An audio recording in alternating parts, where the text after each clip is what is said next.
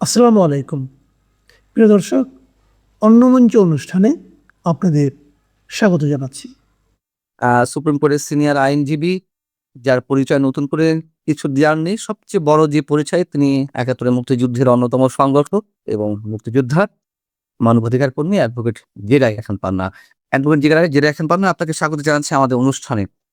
এবং ধন্যবাদ আমাকে স্বাগতম জানাবার জন্য। আ যে বিষয়ে একটু প্রশ্ন করতে চাই ১ম এই আপনার প্রতি, আ জুলাই আন্দোলনকে কেন্দ্র করে যে পুলিশ সদস্যরা হত্যাকাণ্ডের শিকার হয়েছেন, তাদের বিচার করা না করা নিয়ে নানান ধরনের মন্তব্য উঠে আসছে। সরকারের কোনো পক্ষ থেকে কখনো বলা হচ্ছে যে আ ফৌজদারি অপরাধের বাইরে কেউ থাকতে পারে না। আবার কেউ বলছেন, খোদ স্বরাষ্ট্রমন্ত্রী বলছেন যে জুলাই হত্যার মানে পুলিশ হত্যার বিচার করার কোনো প্রয়োজন নেই। তার কারণ এটি যুদ্ধক্ষেত্রে হয়েছে। এবং তিনি সংসদে দাঁড়িয়ে এ কথাও বলেছেন, যদি পুলিশ হত্যার বিচার করতে হয় জুলাই আন্দোলনকে কেন্দ্র করে, তাহলে ৭১ আমাদের মুক্তিযোদ্ধারা যে রাজাকারদের হত্যা করেছে, সেই রাজাকাররা এসে যদি তাদের পরিবারের সদস্যরা এসে যদি দাবি করে, সেই মুক্তিযোদ্ধাদেরও বিচার করতে হবে। ১ম কথা হচ্ছে, কেন মুক্তিযুদ্ধের সঙ্গে বারবার জুলাইকে তুলনা করা হচ্ছে? এবং ২য় প্রশ্ন হচ্ছে, তার এই বক্তব্যের সঙ্গে আপনি কতখানি একমত? বিন্দুমাত্র একমত নই। আমি প্রথমে আইনের একটা কথা বলি। ফৌজদারি অপরাধ কোনোদিন তামাদি নয়, এর কোনো লিমিটেশন নাই। ফৌজদারি অপরাধ এটা তামাদি হয় না। সেটা যদি আমি কাউকে খুন করি, আমি যেই হই, লাট সাহেব হই আমি, তারপর আমার বিরুদ্ধে সেই ভিকটিমের পরিবার মামলা করতে পারি, ২০ বছর পরে হইল। তো সেটা বিষয় না। বিষয় হচ্ছে যে কারণে আমরা ক্ষুব্ধ ছিলাম ইউনূসের শাসন আমলে, সেটা হলো যে তারা রাতারাতি চ্যালেঞ্জটা করে বসলো ৭১-এর দ্বিতীয় স্বাধীন এবং প্রথম স্বাধীনতাটা তারা কি রিসেট বাটনে চাপ দিয়ে দিল। এইটা তো সহ্য আমি না, কোনো মুক্তিযোদ্ধাই সহ্য করবে। বিএনপির মধ্যেও যারা মুক্তিযোদ্ধা আছে, আমি নির্ঘাত বুকে হাত দিয়ে বলতে পারি, তারাও এটা সহ্য করবেন। মনে মনে তারা থুতু ফেলবে, একদিন সুযোগ পাইলে পরে প্রকাশ্যে থুতু ফেলবে। কারণ মুক্তিযুদ্ধ একটা মানুষের জীবনে এবং দেশের বেলা এর যে কত বড় অহংকার। আমার সবচেয়ে বড় অহংকার হইল আমি সময়ের শ্রেষ্ঠতম সন্তান এই কারণে যে মুক্তিযুদ্ধে অংশগ্রহণ করতে পেরেছি। মুক্তিযুদ্ধের একটা অঞ্চলের আমি সংগঠক ছিলাম, নিউক্লিয়াসের একটা অঞ্চলের আমি দায়িত্বে ছিলাম। তো এর চেয়ে বড় পাওনা তোর আমার কিছু নাই। আমাকে যদি ১০-১২ রাষ্ট্রপতি বানায়, এই সম্মান রাষ্ট্রপতি আসতে পারে, যেতে পারে, কিন্তু মুক্তিযোদ্ধা ৭১-এর মুক্তিযোদ্ধা ৭১-এই হয়েছে। সেটা আর যুগে যুগে বা বছর বছর বাড়বে না। অতএব এই জায়গাটায় আঘাত করা অত্যন্ত আমি বলবো নিন্দনীয় এবং গর্হিত অপরাধ। এ কারণেই কিন্তু আমরা প্রতিবাদ করেছি। আমি অন্তত লাস্ট টাইম, আমার লাইফের লাস্ট ব্রিথ পর্যন্ত, শ্বাস পর্যন্ত, শেষ নিঃশ্বাস পর্যন্ত মুক্তিযোদ্ধাদের উপরে যে কিছুই আছে সেটা বিরোধিতা করবই। মুক্তিযুদ্ধের উপরে আঘাত আসলে। আ জুলাই আন্দোলনে যে পুলিশ সদস্যরা হত্যাকাণ্ডের শিকার হয়েছেন, সেটি তৎকালীন সরকারি দল আওয়ামী লীগের পুলিশ বাহিনীর আ কারো দ্বারা হোক, অথবা আওয়ামী লীগের আ কোনো অঙ্গ সংগঠনের নেতাকর্মীদের মাধ্যমে হোক, অথবা এই আন্দোলনকে কেন্দ্র করে যে meticulous ডিজাইন ছিল, সেই meticulous ডিজাইনের অংশ হিসেবে জঙ্গি আক্রমণের কথাও আমরা শুনি। যারা আন্দোলন করেছে তাদের মধ্য থেকেও স্নাইপার রাইফেল ব্যবহার হয়েছে, এরকম তো অনেকের মুখ থেকে শুনেছি আমরা, এবং তার প্রমাণও কোনো ক্ষেত্রে পাওয়া গেছে।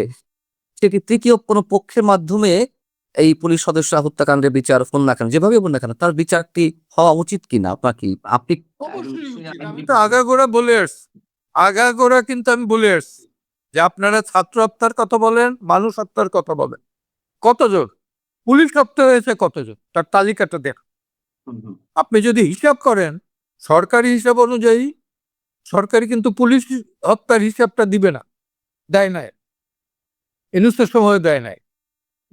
সরকার কিন্তু এই আওয়ামী লীগের সময় যে হত্যাটা হয়েছে সেই হত্যার ফিগার সে তার থেকে অন্তত 6 গুণ বেশি হইলো পুলিশ হত্যা হয়েছে, পুরাই মারা হয়েছে। আপনি দেখেন নাই কোথায় পুলিশ ছাত্রদের ঝুলাইছে?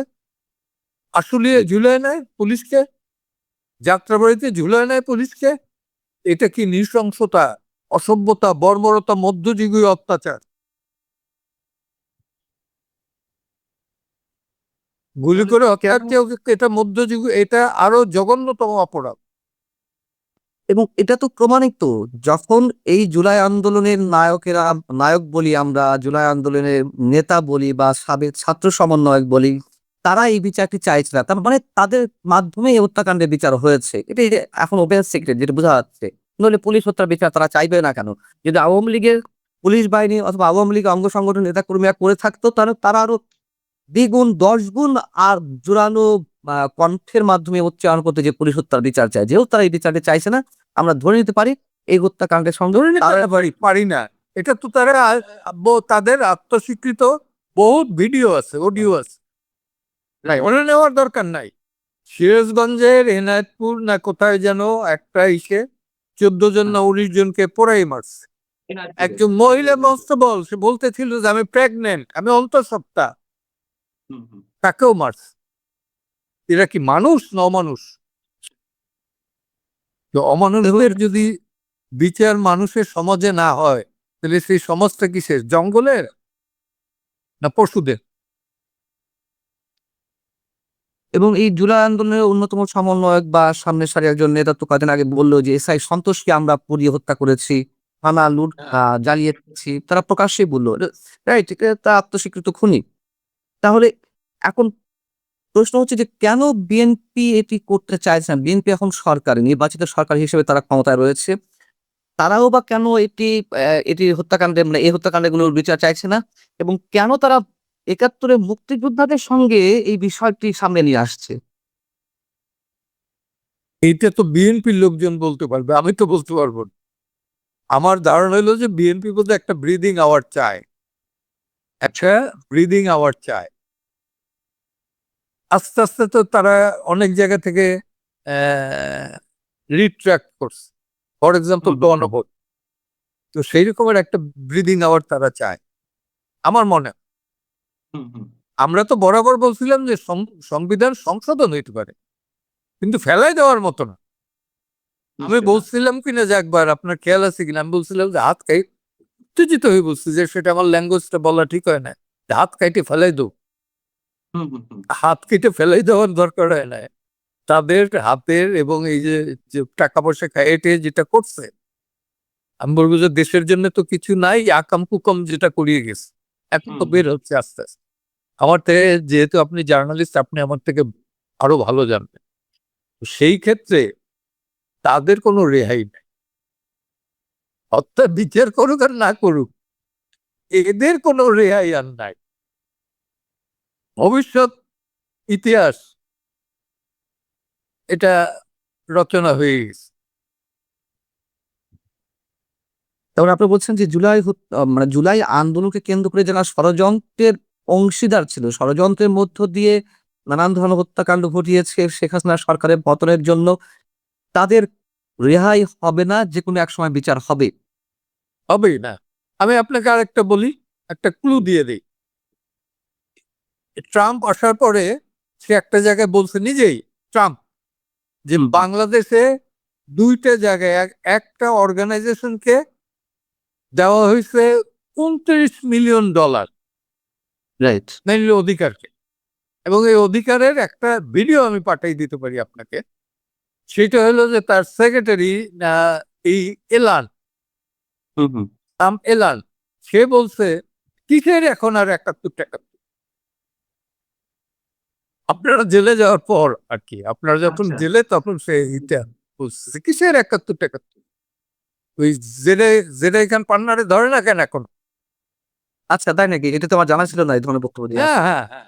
এবং তাদের দেওয়া হয়েছে $29 মিলিয়ন অ্যাজ পার ট্রাম্প। আর 2জন অধ্যাপক, ঢাকা ইউনিভার্সিটির কোন 2জন অধ্যাপক, তারা এই টাকাটা কোথায় খরচ করলেন জানা দরকার। অবশ্যই। আরো একটা দেই আপনাকে, অধিকারের 3 জন ছিল কিন্তু এর উপদেষ্টা মন্ডলী। আদিলুর রহমান খান, ইয়ার আপনার হাসান আরিফ ছিল অধিকারের প্রেসিডেন্ট, সিয়ার আবরার, হ্যাঁ, আর অসংখ্য তো ছিলই এসব। আপনি ডক্টর ইউনূস সাহেবের কথা বলছিলেন যে তার নেতৃত্বে মুক্তিযুদ্ধকে আক্রান্ত করা হয়েছে। মুক্তিযুদ্ধের যে ইতিহাস বা আমাদের সামনে যে স্মৃতিচিহ্নগুলো সব ধূলিসাৎ করে দেওয়ার একটা ষড়যন্ত্র নিয়ে এসেছিল, রিসেট বাটনে প্রেস করেছিল। এখন তো আর ইউনূস সরকার নেই। এখন বিএনপি সরকারের সময় আমরা নানান সময়ে এই ১.৫-২ মাসের মধ্যেই বেশ কয়েকটি বিতর্কিত বিষয় দেখলাম। আ সংসদে যুদ্ধাপরাধের দায়ে যাদের মৃত্যুদণ্ড হয়েছে তাদের জন্য শোক প্রস্তাব আনা হলো। ৭ই মার্চ বঙ্গবন্ধু ভাষণ বাজানোর দায়ে অথবা ২৬শে মার্চ কেউ শ্রদ্ধা জানাতে গিয়ে শহীদ মিনারে জয় বাংলা স্লোগান দেওয়ার কারণে অনেককে আটক করা হলো। শিশুসহ এইটা নিন্দনীয় অপরাধ। জয় বাংলা স্লোগান বা জয় বঙ্গবন্ধু বলা, এটা কাদের সিদ্দিকও বলতেছেন, লতিফ সিদ্দিকও বলতেছেন, আমিও বলতেছি। আর জয় বাংলা তো এও বলে, ওই ফজলুর রহমান বিএনপির সংসদ, সেও বলে, এবং আমার মনে হয় মেজর হাফিজও বলে, জানি না। তো মুক্তিযোদ্ধা যারা, তাদের অন্তর থেকে তো জয় বাংলা স্লোগান এটা আপনি মুছে ফেলতে পারবেন না। এটা তো কোনো দলের স্লোগান, এটা জাতির স্লোগান, মুক্তিযুদ্ধের স্লোগান, এটা মুক্তিযুদ্ধের স্লোগান। এই জন্য যারা করতেছেন, আমি ওই আমার অ্যাসোসিয়েটদের বলে দিচ্ছি যে এইভাবে কেউ যদি অ্যারেস্ট হয় তাদের বেইল চাবা, না চাইলে পরে হাইকোর্টে পাঠাই দিব, দেখব। লড়াই অনবরত চালাই দিতেছে, এটা মিডিয়া আসুক আর না আসুক। ডক্টর ইউনূস সরকার যা করেছে এগুলো তো নতুন করে বর্ণনার কিছু নেই। আমরা তো দেখেছি। আ সেই জায়গা তো আমরা দেখলাম যে ইউনূস সরকারের বিদায় হলো যেকোনোভাবে। কিন্তু এখনো এই কাজগুলো কেন ঘটছে? এখনো কি ইউনূস সরকারের প্রেতাত্মা হয়ে কেউ বর্তমান সরকারের অন্দরমহলে ঘাপটি মেরে বসে আছে? আছে তো, আছে তো, আছে তো, আছে, আছে। আচ্ছা। আমলার ভেতরে এখন আপনি ম্যাক্সিমাম পাবেন যারা জামাতপন্থী।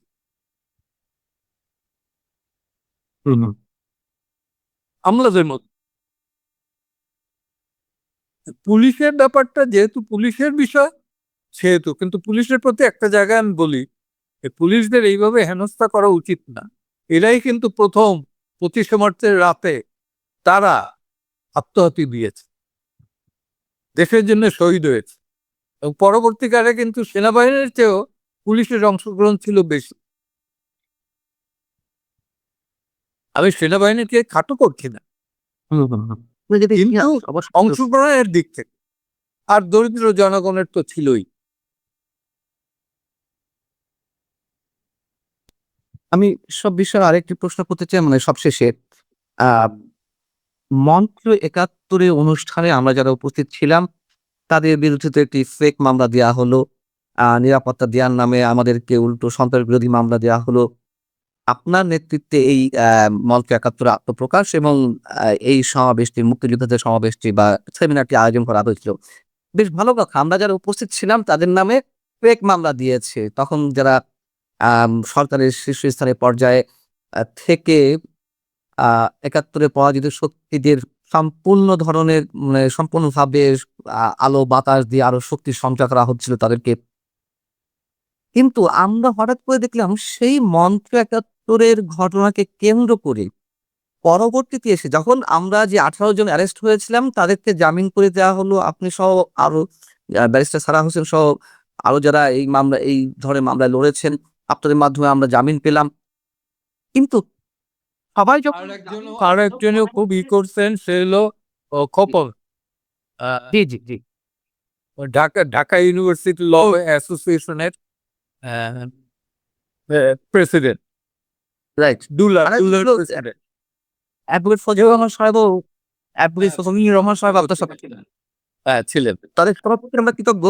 কিন্তু যে প্রশ্নটি করতে চাচ্ছি, যে মানুষ হয়তো এখনো অনেকে জানে না যে আমরা যারা সবাই জামিন পেয়ে গেছি, জামিন পেয়ে যাওয়ার পরেও ওই মামলায় নতুন করে বিএনপি সরকারের সময় আটক করা হচ্ছে কাউকে কাউকে। যেমন ৩-৪ দিন আগে প্রেস ক্লাবের সাবেক সভাপতি, সিনিয়র সাংবাদিক, বিএনপি পন্থী সাংবাদিক শওকত মাহমুদকে আগেই আটক করা হয়েছে অন্য মামলায়। তাকে আবার এই মঞ্চ ৭১-এর এই ঘটনাকে কেন্দ্র করে সোন অ্যারেস্ট দেখানো হয়েছে। কাজী মামুন, যিনি রওশন এরশাদপন্থী জাতীয় পার্টির যে অংশটি, সেই অংশের মহাসচিব কাজী মামুনকে ঈদের আগে অর্থাৎ ১৭ই মার্চ তিনি আগে আটক হয়েছিলেন অন্য মামলায়। তার জামিন হলো। জামিন হওয়ার পর আবার এই মঞ্চ ৭১-এর ঘটনায় তাকেও সোন অ্যারেস্ট দেখানো হয়েছে। হোয়ারাস তারা এই এই অনুষ্ঠানে উপস্থিতই ছিলেন না। সিসি ক্যামেরা ফুটেজ আছে, সবকিছুর এভিডেন্স আছে। আমরা তো উপস্থিত ছিলাম আপনাদের আহ্বানে। আর তারা তো উপস্থিত ছিলেন না। তাদেরকেও এসব মামলায় দেয়া হচ্ছে। তার মানে কি মঞ্চ ৭১ কে নিয়ে এখনো নানান ধরনের ষড়যন্ত্র চলছে না অন্য কোনো বিষয় রয়েছে? আপনার কি মনে হয়? কেউ কেউ চালাচ্ছে, কারণ আমলার ভেতর তো আমি বললাম এখন অ্যাবাভ 60% কিন্তু জামাত আমলাদের মতো। এক, দুই হলো যে আপনি নিজেই তো সাক্ষী, পুলিশকে তো ডাকছিলেন আপনি নিজেদের সেলফ ডিফেন্সের জন্য। পুলিশ এসে আপনাদের রক্ষা না করে সন্ত্রাস সন্ত্রাস বিরোধী আইনে সন্ত্রাস দমন আইনে ঢুকাই দিল। তো এখন এইটাই বেসিক্যালি যে মুক্তিযোদ্ধাদের প্রাপ্য হইল এইটাই, যে তারা সদা সত্য কথা পান, চেষ্টা করে, প্রতিবাদ করে। কারণ মুক্তিযুদ্ধের মতো একটা প্রতিবাদী আন্দোলন সারা পৃথিবীতে এইভাবে ৯ মাসে ৩০ লক্ষ মানুষ আত্মাহুতি দিচ্ছে, আপনি ইতিহাসে খুঁজে পাবেন, ইতিহাসে পাবেন। দ্বিতীয় বিশ্বযুদ্ধের যেটা, সেটা লং টার্ম, ৬ বছর ৭ বছর ৮ বছর বয়সে যেটা মারা গেছে তা হলো ৬০ লাখ ধরা হয়। আর আমার এখানে ৯ মাসে মারা গেছে ৩০ লাখ। এদের এদের মানে এখন এর ভেতরে আমরা যারা বাইচে আছি তারা আমরাও তো মৃত্যু পথ যাচ্ছি, বেঁচে আছি এইটাই আল্লাহর কাছে অপার শুকরিয়া, আল্লাহর অপার আল্লাহর কাছে আপনার শুকরিয়া জানাচ্ছেন এবং আমাদের অপার সৌভাগ্য যে এখনো পর্যন্ত আপনাদের মতো কিছু মুক্তিযোদ্ধা আমাদের মাঝে রয়েছেন। এবং আমার একটা কষ্টের বিষয় আছে, এই যে ওই আমার আমি কিন্তু তখন আপনি জানেন নিশ্চয়ই যে আমি কিন্তু ১.৫ মাস যাবৎ হসপিটালে ছিলাম। ওই ২৮ আগস্ট যখন মিটিংটা ডাকা, হসপিটাল থেকে আমি আইসে যখন পুঁথি, তখন কিন্তু দরজার ওইখানেই আমি দাঁড়াবার আগে আমার গাড়ির পেছনে গ্লাসটা ভেঙে দেয়। আমি তখনও বুঝতে পারি না। আমার ড্রাইভার গাড়িটা টান দিয়ে সামনে নেয়া বলছে, স্যার এরা কিন্তু, আমি বলছি যে এরা তো ড্রাগ এডিক্টেড। আমার কাছে তাই মনে হয়েছে, সবই পিয়া বুড়ো ধরে তৈরি থেকে যারা মব ক্রিয়েট করেছিল। হ্যাঁ, হ্যাঁ। তো সেই কারণে আমার মনে হচ্ছে এরা বোধহয় ড্রাগ এডিক্টেড, গাড়ির উপরে বাড়ি দিয়ে ভাইয়ে দেব। তো হঠাৎ করে তো আমি একটু চমকাই গেছি যে কিরে এখানে বাড়ি দিয়ে, আমারও চেষ্টা করছি যে, তখন তো আমি হুইল চেয়ারে ই করি। তো আমার ড্রাইভার টান দিয়ে গেল, বলছে স্যার সামথিং ইজ রং। আমার মাথায় তখনও খেয়াল না যে এরা এই ঘটনা ঘটাইতে পারে। পরে ভেতর থেকে কল দিয়ে কিছু লয়ার আমার বললো, স্যার আপনি ঢুকবেন, আপনি চলে যান বাসায়। বাসায় যাবো কেন? আপনার আপনি আসলে পরে খবর আছে আপনার এখানে। ওরা বুঝতে পারে না, ওরা বলছে সমন্বয়কারীরা এসে হামলা করবে এবং অস্ত্র শস্ত্র নিয়ে আসছে। আমি চিন্তা করলাম বাসায় যাবো কেন, কাছাকাছি কোথাও থাকি, কাছাকাছি কোথায়, সুপ্রিম কোর্টে আসতাম। কষ্ট হয়েছে খুব। তো এখন সেইটা নিয়ে দেখলাম যে আমি কেন যাই না। রাইট। এই বিষয়ে আপনি ব্যাখ্যা দিয়েছেন এর আগেও, তারপরেও দেখছি যে অনেকে এখনো পর্যন্ত বিশেষ উদ্দেশ্যে আপনাকে নানানভাবে অ্যাটাক করছেন যে আপনি কেন উপস্থিত ছিলেন না, আপনি আহ্বান করলেন কিন্তু আপনি অনুপস্থিত থাকলেন, তার মানে আপনি কি কাউকে ফাঁসাচ্ছিলেন কিনা। আমার নিজের মাথাও ঢোকে না, যদিও আমি মঞ্চ ৭১ কেউ না, আমি আপনার ইনভাইটেশনের মাধ্যমে অ্যাজ এ জার্নালিস্ট সেখানে উপস্থিত হয়েছিলাম হয়তো আলোচনা করার জন্য, বক্তব্য দেওয়ার জন্য। যখন দেখছি সংবিধান এবং মুক্তিযুদ্ধ আক্রান্ত, তখন তো নিশ্চয়ই আমরা যে অন্তত মুক্তিযুদ্ধকে স্যালুট করি, এখনো পর্যন্ত রক্তে ধরণ করে দিচ্ছি সেই চেতনাকে, সেই জায়গা থেকে গিয়েছিলাম। কিন্তু কিছু মানুষ এই বিষয়টিকে কেন্দ্র করে পুঁজি করে এটাকে বিতর্কিত করার চেষ্টা করছে, সাথে একই সাথে আপনাকেও তুমুলভাবে বিতর্কিত করার চেষ্টা করছে। ব্যক্তিগতভাবে আমাকে তার কারণটা আছে, আমি কিন্তু বেসিক্যালি কোনো দলের না। আমি কোনো দলের না, কোনো রাজনৈতিক দলভুক্ত না। আমি যে দলই আসছে সেই দলেরই মানবাধিকার লঙ্ঘন বা আইনের লঙ্ঘন হয়েছে যেটা আমি মনে করছি সেটার বিরুদ্ধে আমি প্রতিবাদ করছি। যেমন র্যাব যখন গঠন করে তারপরে কিন্তু আমি আমার কিছু ফলোয়ার নিয়ে যারা মানবাধিকারের পক্ষে তাদের নিয়ে আইন সালিশ কেন্দ্রের কিছু কর্মী